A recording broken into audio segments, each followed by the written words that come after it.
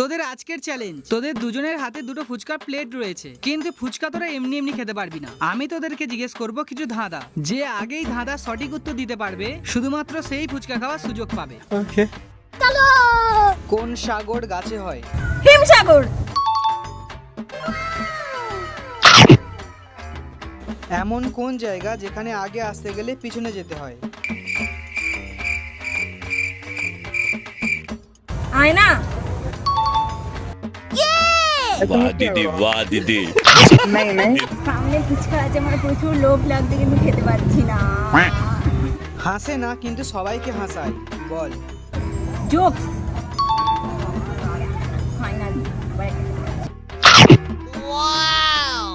একটা জিনিস তুমি শুধু একবারই ভাঙতে পারো, সেটা কি?